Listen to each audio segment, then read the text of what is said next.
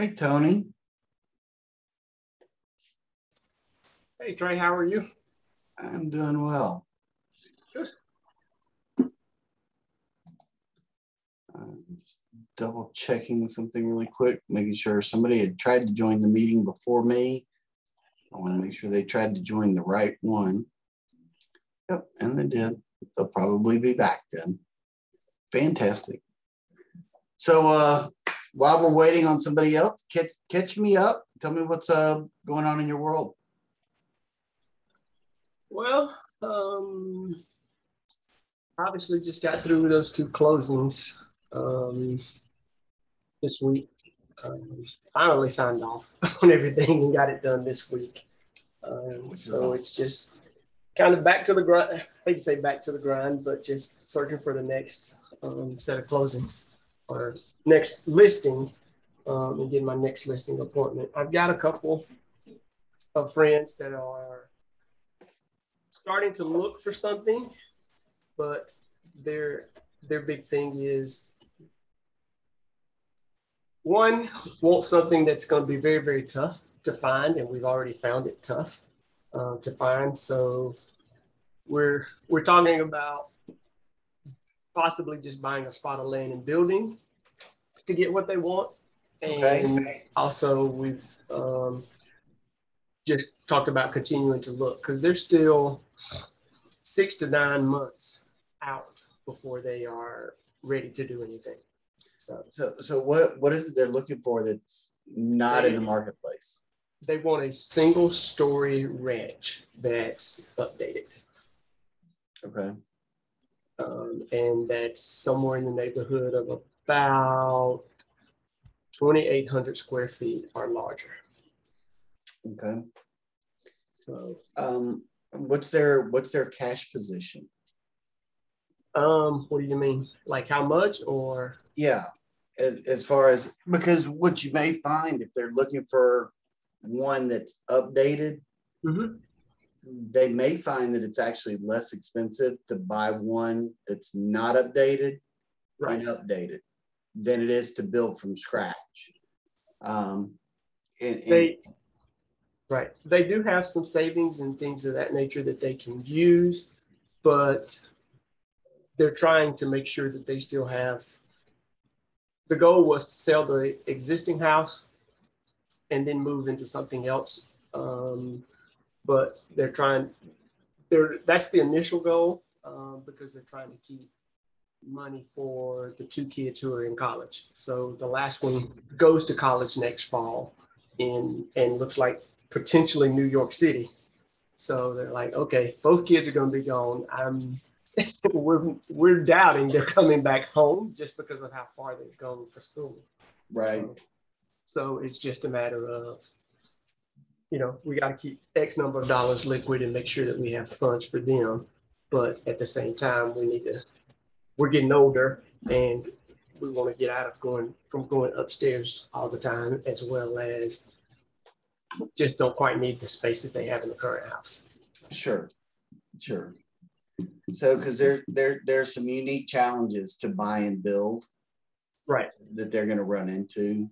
That they may find that one to be a very frustrating process because it does take a long time, right? And two, when you build a one-off property, there's no efficiencies. It's not like the builder's building 30 houses and orders 5 framing packages at the same time and 5 kitchens at the same time and 5 window sets at the same time. So you end up paying top dollar for all of your materials and also for your labor. Because when they hire a framing contractor, they're hiring them for one job.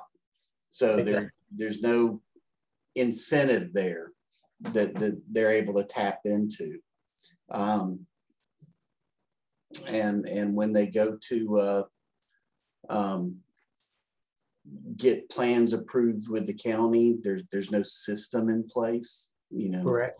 The work and the foreman and all the different positions. I mean, everything costs more when you build it yourself.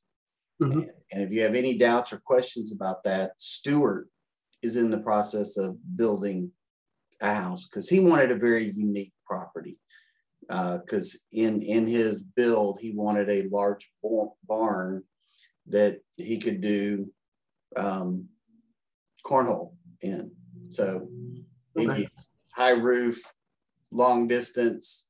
Mm-hmm. So because that's his thing. That's his hobby. So and he's facing that. I mean, and we're talking tens of thousands of dollars of overruns. Wow. So and you have to be prepared and able to absorb that. So gotcha. My goodness, I was hoping that we were going to have a slew of people popping in today. So yeah. would make a much more dynamic conversation. I know, right? You got more people to talk. We kind of miss out when we don't have everybody here to play along, especially when today's topic was very participant driven. So was my intention.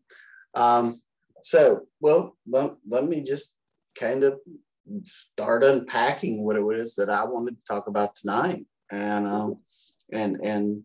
see what you can take away from it. And then if it just winds up being you and me, we'll probably move through this conversation fairly quickly.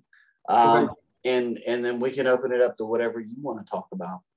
But had a very interesting experience over the last 3 days. We went and took a leadership retreat. Mm-hmm. And as a group, we had a big challenge in that we all had to climb a 30-foot tower and walk through these different obstacles. And so we walk across these small 2-foot by 2-foot platforms, and then we walk across a 20-foot tightrope, and then we had to walk across a log that's 20 feet long, and then another tightrope for 20 feet with obstacles on it. Okay. And what was really interesting was to see that there were some people that just went right on up and attacked the course. And then at the very end, you're attached to an auto belay, so that catches you and lowers you down. Mm-hmm. But you're 30 feet up, and you just have to step off the platform. Oh, wow. Okay. Right. And then the rope catches you and lowers you down. But for that moment, you're looking and there's nothing there. There's nothing below you. And you just have to have faith in the cord that it's going to catch you. And what was so interesting was to see how different people approach the course. So there were some, no problem. Climb up, got out, went and did it in varying degrees of success. Right. We had some that went up, and that's as far as they made it, and they came back down. We had some that went up, went through the first obstacle, mm-hmm. and decided they couldn't continue and had to go back. And we had some that never even got on the steps. They just decided from the beginning that was beyond them. And watching the individuals as we went from obstacle to obstacle was really good too, because some people needed a lot of encouragement. Some people partnered up with somebody to walk with them and be there with them, but there was a huge amount of teamwork around all of it. But it got me thinking, and we had lots of really good conversation once we were down off the tower and we were back in the classroom. Okay. The thing that we heard over and over and over again, even from the ones that did it and never seem to balk, it was always the first step that was the hardest. Okay. Once they got up on that tower and it was time to step out onto the tightrope, the first step was the hardest. And what a lot of people found surprising was each time we got to a new obstacle, it was always the first step that was the hardest, you know. And even when it came to that very last one, taking that leap, you know, was really challenging. And so we painted the correlation to, you know, what our agents face in the market center, you know, that it's always those first steps that are so hard. The first listing appointment you go on, the first buyer's appointment, the first contract you write, the first phone call that you have to make. And what's really interesting is, you know, here we are in an environment to where all of our equipment has been tested, thoroughly inspected. We know it's going to work. You can't fall. You're strapped in, you're harnessed in. You know you cannot fall. You may risk a little embarrassment, right? But you're amongst supportive individual, you know, team members that all want to see you succeed. So even if you slip, nobody's going to judge you or be upset by that. They're going to be proud of you for taking that step. And I just keep thinking that, you know, what an important role fear plays in overcoming that fear. And hearing some of the stories that people told about why they chose to press forward and not to stop. Because some people had a recent loss in their family, and it was just a reminder to them that they wanted to soak up every opportunity. You know, some of them wanted to be able to tell their kids that they did it and show them that, you know, anything you put your mind to, you can accomplish, no matter how scary it is. So there were different drivers that everybody had for why they did it. But again, bringing us back to what we do in our business, you know, we talk about back at the beginning of Ignite, you may remember this conversation about every action you take in life is driven by one of two things. It's either to avoid pain or to seek pleasure. Everything's driven by one of those two things. And so it's how the two line up with each other. You know, when we talk about pain or pleasure, which one is it that has more sway? It's the pain. People will react more energetically to avoid pain. That's our first native response, is avoid pain, avoid pain, avoid pain, unless the reward is big enough. So if the reward and the pleasure and the pain are kind of equal, pain's going to win out. Okay. And so, and we can paint lots of analogies with this and create some different scenarios. So imagine for a second, I set a 10-foot 2x4 on the ground and ask you to walk across that 2x4. Do you think you could do it? Yeah. Okay. Pretty easily, right? No fear, no issue. Okay. Take that same 10-foot board and put it between two 10-story buildings. And you have to walk across that 10-foot 2x4. Could you do it? Yeah. It's a lot of that's a lot of thought. There's a lot of thought that goes into that, right? And it's because the fear now wins. You know, there was no fear when it was sitting on the ground, but now we move it up in the air. There is fear. Okay.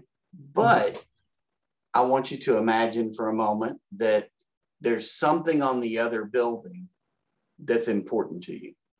Okay. Could be $1 million. Would you walk across that 10-foot 2x4, 10 stories up, if there was $1 million on the other side? It gets me thinking. It gets you thinking about it. Okay. Yeah. Well, let's say that your daughter was on the other side and she was choking. Right. And she was by herself. So now how quickly would you get across that 2x4? Yeah, you're running at that point. I am anyway. Yeah. Okay. And so I tell you this to say that, you know, in our everyday world, fear is going to hold us back and is going to be ever present, you know, and every single day when it comes time to pick up the phone and make phone calls, that may be something that we face, approaching a stranger in Kroger and starting up a conversation with them, talking to friends and family, you know, because we know them and we like to look good in front of them. You know, maybe we avoid those conversations because we don't want to make a misstep. But where I'm kind of going with this is and I wanted everybody to kind of share, I wanted everybody to think about it, is there somewhere in your professional world that fear is holding you back? And what's the Hi. Hi. Oh, you can see me. Oh, okay. Sorry. No, you're just fine. Say Kim? Yes. Kim, very nice to meet you, Kim. To meet you too. I just wanted to quickly say to one.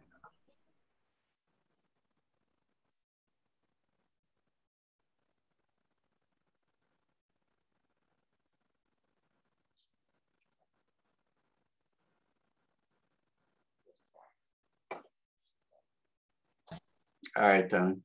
Sorry. So the question was, is there somewhere that either now or at some point that you felt like fear held you back?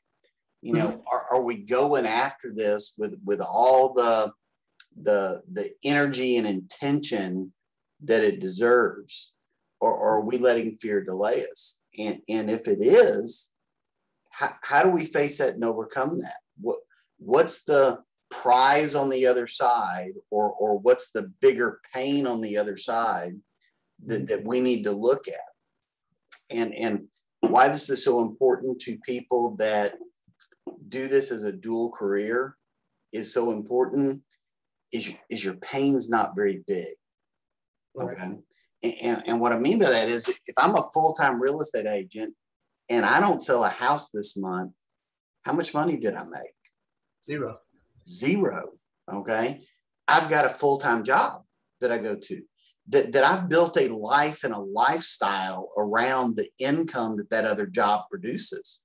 Right. So if I've got my full-time job and I'm trying to break into real estate and make real estate my big thing, well, if I don't sell a house this month, how much money did I make? Well, same amount of money I'm used to making. Life didn't get any worse because I didn't sell a house. Okay.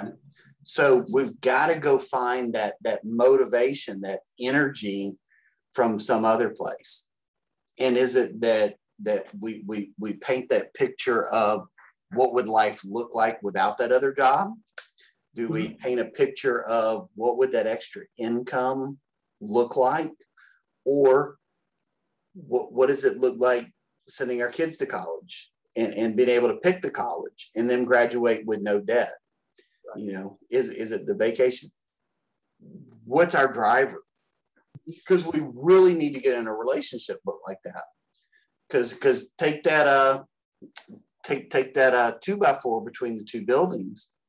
If I just told you your daughter is over on the other side of the building and she's choking, right, what's your first instinct going to be? Trey, really, honestly. Yeah. She's not over there right now. That's not what's going on. We're going to question it. But as soon as you see it, if you saw her over there crying, if you saw her over there gasping, boom, you're all in. Right. And so I say it to say, whatever that thing is that we want, we need it right here in front of our face. It's something we ought to be looking at, thinking about, having a relationship every day so that we can bring the energy it takes. We can bring the willpower and face the fears and the things that hold us back in our business. Okay. Does that make sense? Perfect sense. Perfect. So is there so my challenge to you right now, I'm putting you on the spot because you're the only one here. What do you see holding you back right now? I think it's just the fear of rejection, or the fear of, I guess, here comes Tony calling me again. Okay. About real estate, or about. No, and that's great. Mhm. I love hearing that. So my question, my challenge to you is I know the fear is real, but is what you're fearing real? You know, have we made rejection in our mind this big when it should be, you know, that big, right? And I think that's what it is, because one of the things I thought about today after doing Keisha's class, did Keisha's class, started thinking about different ways to market and do different things to actually put my name out front or in front of people more. Mm-hmm. But then she talked about it, and then I started searching for it again, but the magazine, and then I saw a thing, just read a newsletter. I think it comes from our Southeast region, about a different way to do the 36 touch. The Southeast newsletter. Yeah, and it was literally going, okay, add complete to all the people in your database that you've got all the information for, whether name, address, birth dates, anniversaries, phone numbers, email. And then for them, it had specific plans to set up for them with that touch, because automatically puts them on the neighborhood nurture, the birthday plan, the home anniversary plan, and the quarterly call plan. Yeah, it would touch them every single time. And so I was like, okay, hearing the phone calls, but I don't have to make that many phone calls technically, because I'm still touching them with my name. But you do have to make those 4 phone calls a year. We can't let that be a stopper. And that's all we've ever talked about, is make a quarterly call to your people and that conversation.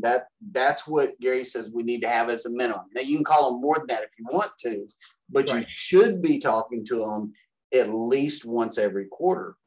And you say that's not that many phone calls. Well, that's not that many phone calls if I have 30 people in my world. Mm-hmm. If I'm trying to build a big business and I have 500 people in my world, that's 175 people a month I need to call, 20 work days a month. I've got to have at least 8 phone calls every single day, or I'm going to fall off track. Right. Okay. So, and true, 8 phone calls isn't a lot of phone calls, but probably more than you're averaging right now. Yes. So, but I mean, even looking at my database, how many phone calls I have to make to get through everyone a quarter, it's like, okay, that's not that many phone calls. But I think I've made it, to answer your question, made that fear of phone calls much bigger than it actually is, especially when you start looking at, okay, 4 phone calls a year, and now I'm still touching them 36 times by using all this other stuff. Yeah, so let's go back to the analogy of the towers, and being, we saw the equipment, we felt it, we've got it on, we pull on it, we tug it, we look at the cord, we know we are strapped in. Okay, right. There's no danger. I want you to look at the phone calls you have made. Mm-hmm. Out of the phone calls that you've made, go back and inspect those. Mm-hmm. How many of those went terribly? Right. That's the other part of it. None. Right. So why not make the next one? Why is there fear around that next phone call when we've already made 50, already made 100, and never once had a bad experience?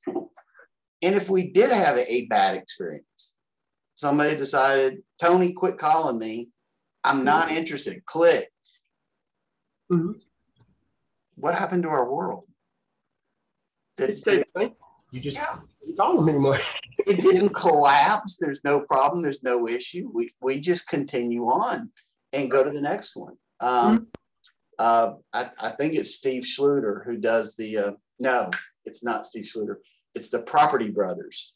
One of their sayings that I absolutely love, and it's not their original one, but it's one of their mantras, is you're either part of my future or part of my past. I don't care which one. I just need to know. So I make a phone call and it goes badly. Well, guess what? You're part of my past. I never have to talk to you again. Never have to interact with you again. You're not part of it. Correct. So what is it that we want out of real estate? What is it that we want from our career path, our success, out of our next check? What do we have that we can put in front of us every day to get excited about? You know, can I write? And there is no right answer here. This is personal for you. Okay. But what if you wrote your 2-week notice to the job you have right now? Okay. And put that up to where, you know, if you hated your job and you looked at that 2-week notice every single day, you know, that could be the motivation you need. Is I want to be able to hand them that letter. Okay. It could be a picture of your kid in front of the college university that they're wanting to go to, you know, as a reminder. It could be that that Lamborghini that I don't know what you want, you know, but I don't think I could get in and out of one. it could be that cruise ship, that next house. Okay. It could be your bank account. Print out a bank statement and change the balance to be $200,000 or $1 million. You know, what is it that's going to resonate with you that when you see it, you're going to be reminded, okay, this is why this is important to me. This is what I'm doing. This is what's on the other building that I'm willing to walk across a 2x4 to get to. Yeah. So do you have that kind of clarity? Do you know what it is you want? You know, because a lot of people don't spend time on that thought. They're just like, well, I'd really like to make a little more money than I make right now. I'd like a little more freedom. I would like, but they never paint the clear picture of what it is that's going on, that they're chasing. Right. Well, I will say, we do, as a family, we do it every year. I probably don't do it as an individual as much as I should or need or want to or need to. So that just gets me thinking maybe I need to do my own as well. So, because the crazy thing is, when we revisited this year just the other month of everything we wrote down or talked about at the beginning of the year. And we now see where March last year, when I became unemployed, how it got us off track. And it takes you off track just because of finances. Sure. But now we're like, okay, now we're back in a position, we're back on track. The goals we had, okay, we're behind where we wanted to be or what we had set forth we'd have done. Like, take, for example, last year was, you know, beginning of the year, we said, okay, buy a new vehicle or get another vehicle. Well, we're now at that point that we're, okay, looking at and thinking about, okay, another vehicle. So you can see where we got off track. We know why, but where we got off track. So now we kind of reassess. So I need to do more of those for me as an individual, as well as not just us as a family. So, and so you knew what vehicle, you knew you wanted to get another vehicle. Okay. But had we thought that completely through? Did we know what vehicle we wanted? How much it was going to cost? Okay. Specific. But we didn't know what vehicle it was. It's a whole process. Because vehicle's for my wife. So it's a whole process to get into what she wants. But that's just fine. This right here on my desk. So they're running a contest Right. for the region for the MCAs to be able to win a BMW. Right. Okay. And it's all around recruiting. Okay. So this is on my desk to remind me that by me making recruiting calls and having good recruiting appointments and talking to agents like you about referrals for agents or people that are interested in getting recruiting, create an opportunity for Susan to win a BMW. Okay. So this is me putting it right in front of me. So every day I have to see this and I'm reminded that Susan wants that BMW, not just a car, right? We have a car. Yeah. And it'd be nice to have a newer car, but she got to sit down in and touch and feel, and she knows which one she wants. Gotcha. Do the same for you, you know, and not that you're going to need another car, but if you're not quite there yet, go out this weekend and go look at cars and let her pick which one she wants, and then take a picture of her in it and put that in front of you. Gotcha.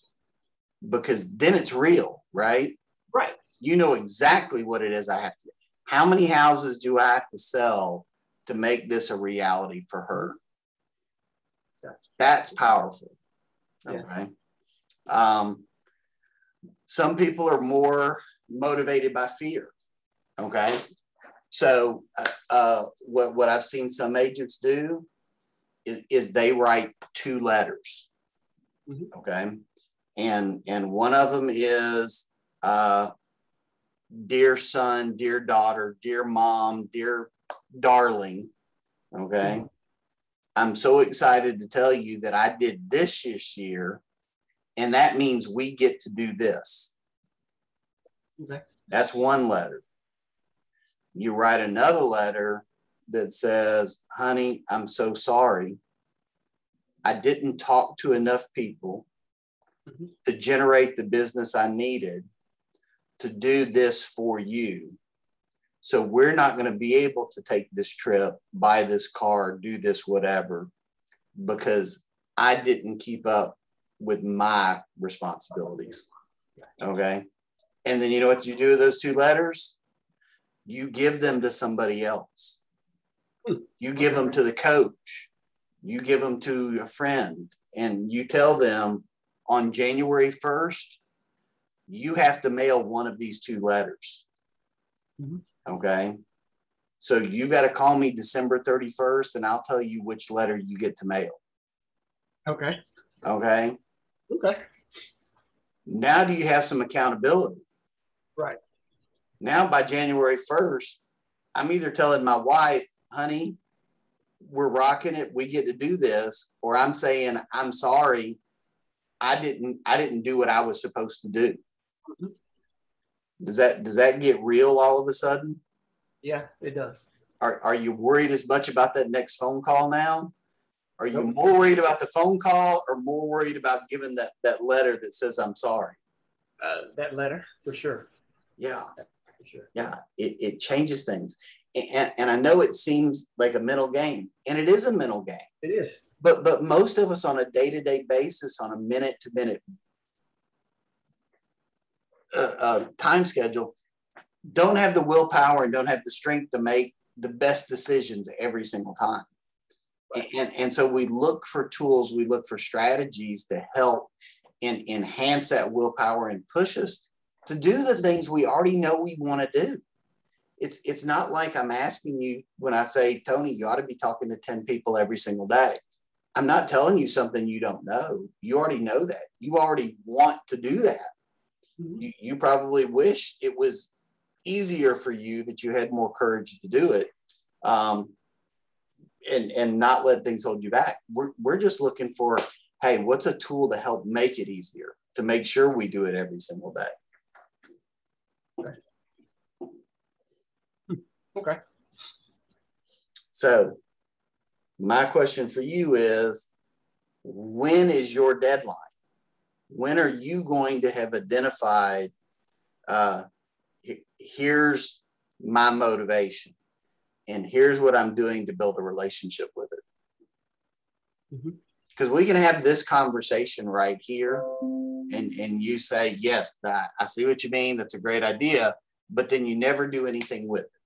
You don't create a vision board. You don't fill out the letters. You don't enlist help or support. What's your agenda? Okay. What's your deadline to figure out what your motivation is going to be? Okay.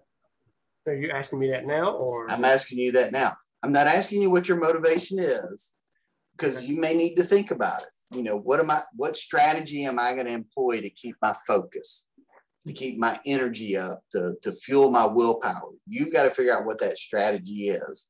I've given you some ideas on what that might look like, but I don't want it to be December 31st and we're writing New Year's resolutions and you're thinking back, oh yeah, I remember that conversation Trey had about how we create willpower.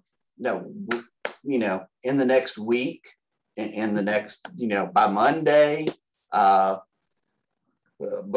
before you have some agenda that you're going to say, okay, Trey, you were right. This is what I need to motivate me. I'm going to have that in place. I'm going to have my vision board. You know, this was my vision board for 2019 that I keep set back, you know. So, you know, I had my girls, I had healthy eating, wanted to take a cruise, wanted to go to Tybee Island, wanted to go to Blue Ridge. We wanted to look at some other road trips, wanted to go to Nashville and to Biltmore Estates. I wanted to make more time for fun and wanted to go hiking with Susan. Well, come the end of the year, for me in 2019, I did really well with the healthy eating that year and actually lost about 20 pounds. We took our first cruise together. We went to Tybee, we went to Blue Ridge. We didn't make it to Nashville or Biltmore, but we did take several road trips. We went to Biloxi, went to Harris Cherokee, and we hiked multiple times at Stone Mountain and at Yargo State Park. So these were, but this sat in front of me every single day. You know, every time I walked into my office, I saw it. Every time I walked out, I saw it. So I had these reminders of here are the things that were important to me and why I'm doing this every day, and making sure that I made time for it, because and my just reminder that my time is precious. I have to maintain my time. But this is what helped keep me focused on my goals that year. And while I didn't hit 100% of them, I got 80% of what was on my board done. If I didn't have that board reminding me of that, I might not have done all that. I would have put it off and put it off and put it off. And I probably wouldn't have worked as hard as I did, because it's like, okay, I need a really good month this month so that we can go take that cruise. You know, that was the most I'd ever spent on a vacation. That was, you know, unsettling for me at the time to think about spending that much money over just 4 or 5 days. You know, Right. like Yeah. I could do so much with that money. But having done it, I love that I've done it. We're planning our next one right now. And we'll continue to try and make that an annual thing for us. So 2020 and the first half of 21 wasn't an option because of COVID. Right. But, or else we would have taken another one already. Because that was on my 2020 board too, but 2020 had other plans for us that were outside of my control. Financially, we could do it. So we took another trip instead. We went and rented a beach house and went and had a nice trip for that. So found an adequate substitute. But that's the tool that I use is the vision board. And I've actually got vision boarding on my schedule for us to do as an office for anybody in the coaching. later this month because it's next week. Yeah, I think it is next week. So I've already got the vision boards ordered. I've got to get everybody working on gathering the things they want. Yeah, 2 to 3 on the 23rd. Yep. So if you want to plug in and come and do that, we'll have the glue sticks and you just print out the things you want and we'll make it happen and we'll have some conversation around it. But where's I going with that? Oh, we're already working on 2022.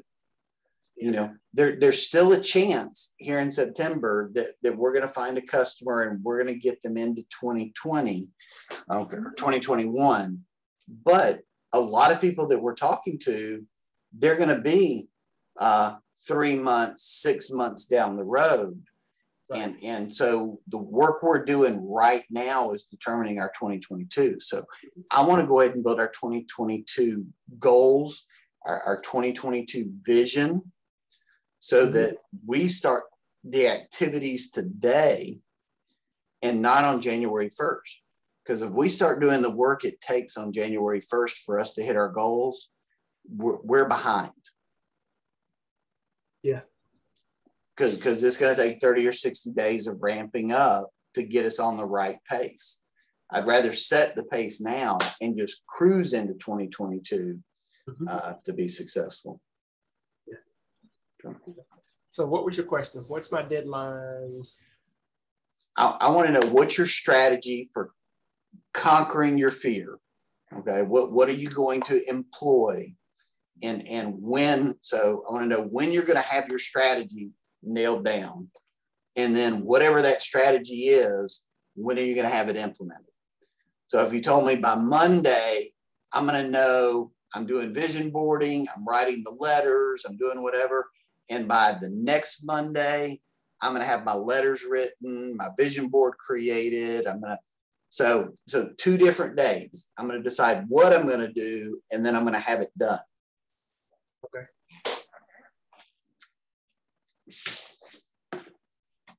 Because I'm going to hold you accountable to it. So 9/23 for what I'm going to do, which is a week from today. Okay. And then the following week to have it all done. So 9/30 complete. Mm-hmm. Okay. Awesome.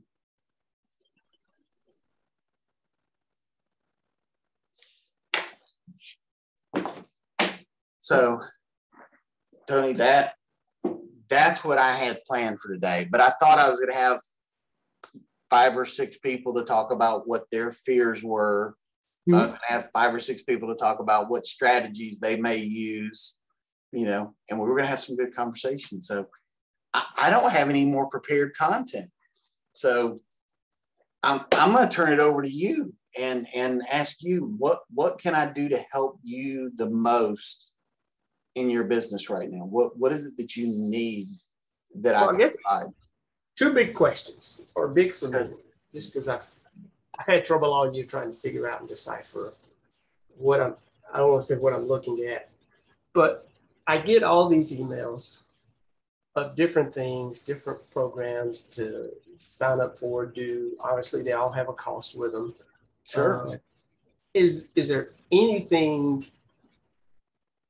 out there, I guess, that's great to use, or you recommend, or our office recommends, hey, you should probably think about doing this, so on and so forth? I mean, I've gotten everything from this puts you in front of, you know, this puts your name out in front of more people, to, hey, this is going to get leads coming back to you, or, hey, this gets people to fill out, this adds something to your Facebook page that people can actually request something and you get the information and then you can do it at your leisure. So, I mean, I've got all kinds of stuff. Well, some of that's available to you for free. So like the website, you can put a widget or request for information on your website right now and create lead capture pages. Okay. That already exists. You don't need to pay anybody for that. You just have to go into the system and create it. Okay.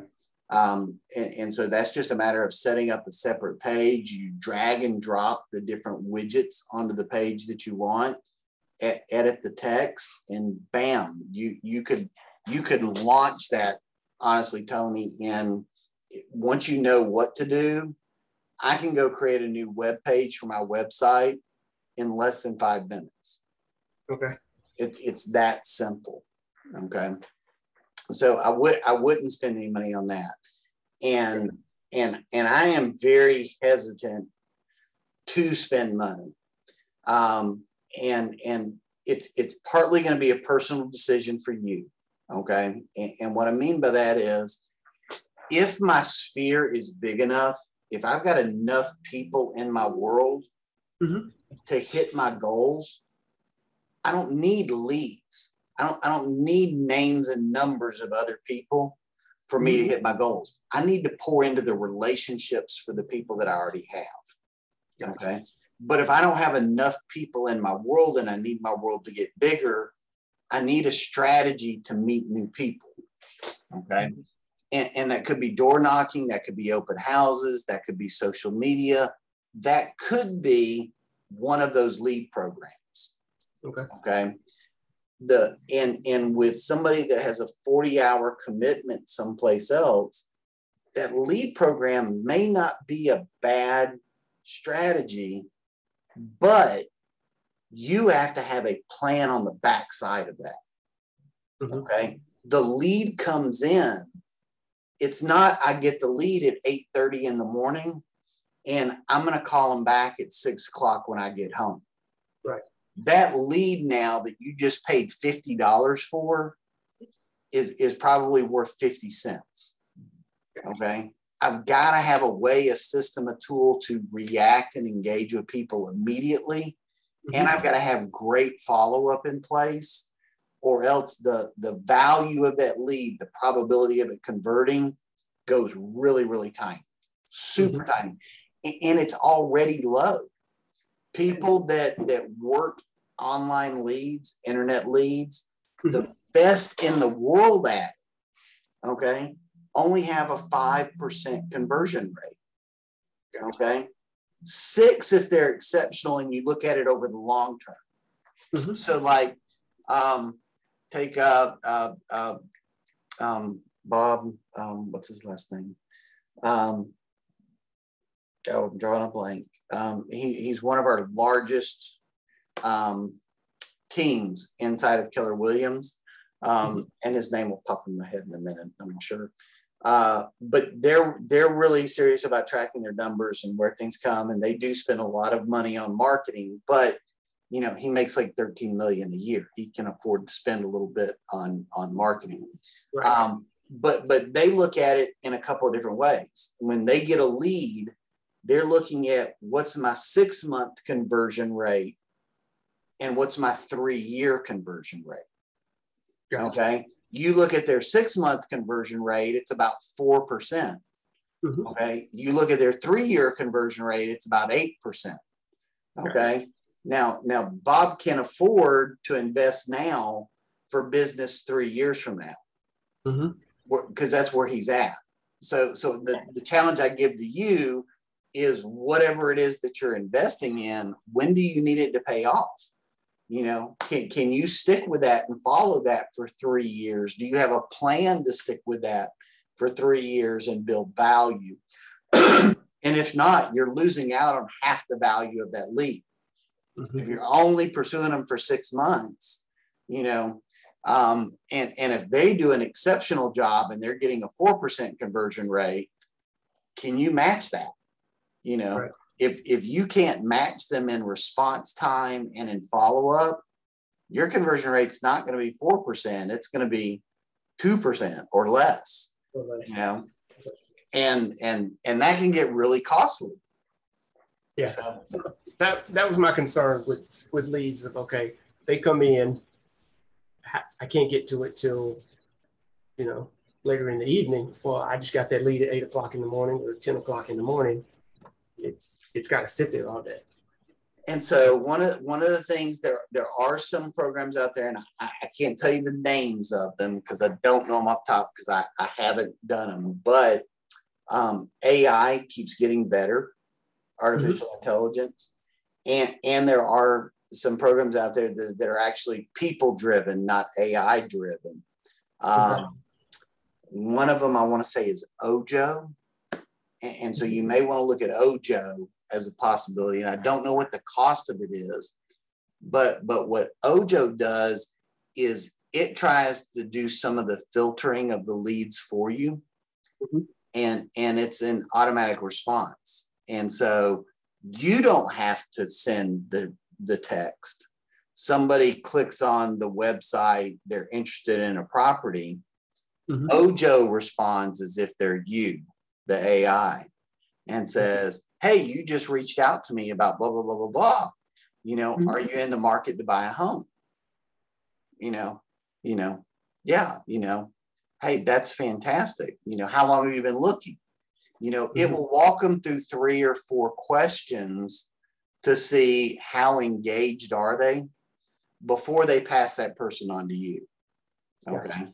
And it'll be like, great, I've got that your phone number is blah, blah, blah, blah, blah. Is it okay if Tony calls you in a couple of hours, or something like that? When's the best time for Tony to give you a call? Or when's the best time for me to give you a call? Depending on how you have it. So, but it tries to do some of that engagement immediately to help make the conversion rate higher.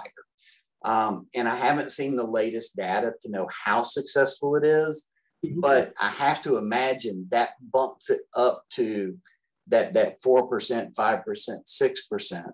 But kind of the fallacy around online leads is people assume that every online lead is a viable buyer or a viable seller. And it's not even close. Okay. I may be wanting to know what my neighbor down the street, what they're selling their house for, just because I'm curious and I go look up their property, but the website that I click on won't let me go any farther until I put my information in. Correct. I'm not even in the market. I'm just wanting to know kind of what my house is worth right now. Okay. I'm not planning to buy or sell. I'm just curious. For others, we may be thinking about, hey, when the kids leave, the last one graduates high school in a year and a half, what do you think about downsizing? And we're going to go look at some houses together online. Well, we're 2 years away from making a decision, but the website forced me to put my stuff in there. And then you also have the buyers that would absolutely love to buy a house, but they have no savings and a 450 credit score, and they're 3 years away, if we're lucky, from being able to buy. And so you've got to filter. So just a huge percentage of those online leads aren't valuable at all. And so the thing to keep in mind, though, is the more filtering somebody else does, the more expensive that lead gets. Okay. So you got to balance that. Your lowest cost lead is always going to be somebody that you already know or somebody they've referred to you. And so if you just if your sphere's big enough, if you pour all your energy into that and cultivating that, that's fantastic. And if your sphere isn't big enough, find creative ways to engage with people. Okay. And the thing that I would encourage you to do there, do it around something you have a personal interest in. So you love classic movies from the 50s and the 60s. Start a club, start a Facebook group. And when one of them comes to the theater, that's the 40th, anniversary of blah, blah, blah, or 75th anniversary, boom, you've got some big event that you're letting everybody know and inviting them to. Maybe you have some showings. Maybe you work something out with a theater to where they could rerun some, just using that as an example. You love classic cars, you know, find out where the classic car shows are. Go there, meet with people, talk to them, you know, go have a t-shirt printed that says, is your garage too small? I can help, you know, boom, great conversation starter. But do it around something that you would want to do anyways. And go meet people, because you've already got something to talk about, right? You love classic cars, they love classic cars. Easy conversation. That gets me in, because I work with Boys and Girls Club in my hometown. Sometimes, just usually volunteering or whatever they need help with, since it's all fundraising based. But they're doing a car show next month. So I'm discussing sponsorship into it, but also it gives me an idea of a t-shirt to actually wear while I'm there. So, yeah. So that's how I would go about building my business. Yeah. I need to reach out to my contact as soon as I'm off here. Awesome. Yeah. So that was one question. You said you had a couple. Yes, the second one is, I guess a while back, I don't know if they came into the office or they did something with Stacy, but it was a company that offered a magazine with our information, our own personal magazine. But I can't find that information anywhere in my emails or anything any longer. Okay. The magazine is American Lifestyle Magazine. The company is called Reminder Media. So if you go search in your emails for Reminder Media, it should come.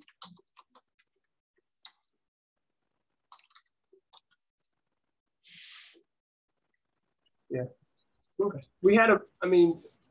They contacted me. We had a brief conversation, but I didn't do anything at that point. But I'm like, now may be a good time to actually do it.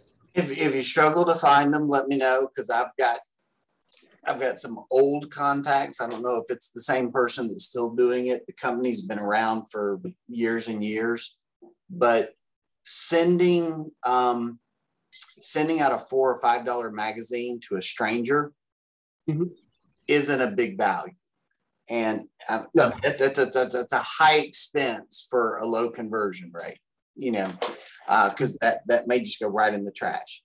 So, but for your raving fans, the people that know you, love you, trust you, and you're like, that person's going to use me when they're ready, no doubt, put them on it.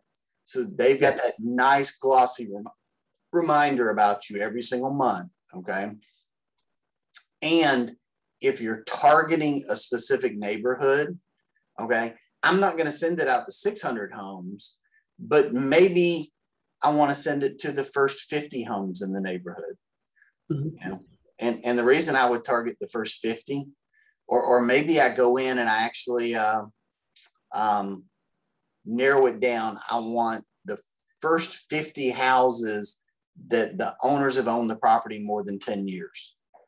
Okay, or more than 7 years. You know, find some metric of who I think is the most likely ones to sell, just because I want to break into that neighborhood, but I want the ones closest to the entrance, so that if I do get a listing, everybody in the whole neighborhood has to pass my sign coming in and out. I don't want the one at the back of the neighborhood, because nobody else is going to see it except the few neighbors right around it. Right. Okay. So if I'm going to target a neighborhood and I'm on a budget, focus on the front. Okay. Because then when you get a win, it's more likely to turn into multiple wins. Multiple wins. Got it. Okay. So, but yeah, don't go crazy with it. Start out with a subscription for 50 magazines and 100 magazines. And really be targeted in who I'm going to put that in front of. Yeah, I was going to do just very small initially, Yeah.